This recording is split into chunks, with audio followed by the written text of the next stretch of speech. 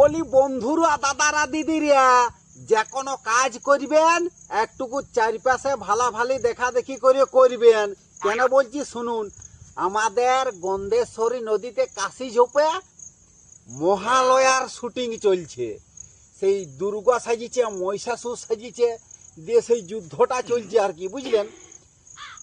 আর একজন বয়স্ক মানুষ কাশি ঝোপের ভিতরে পায়খানা বসেছিল। ও কিন্তু 7-5 বুঝে নাই বাবু।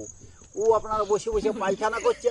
আর সেই যুদ্ধটা যখন জমে গেছে, মহিষাসুর পুরা শুরু করে দিচ্ছে।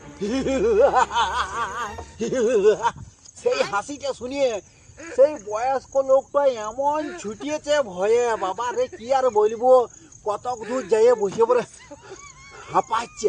আমি বলি, তোমার কি হলো, এত ছুটি ছুটি আসছো, তুমি হাঁপাই গেছো? বলছে, আর বলিস না ভাই, কি সব কাণ্ড নদী ধারা হচ্ছে। আমি ছুটতে গেলাম, আদেখ আমার পা গুলো হাঁটুগুলো শুদ্ধ ছুলু হয়ে গেল ভাই, আর কি বলবো।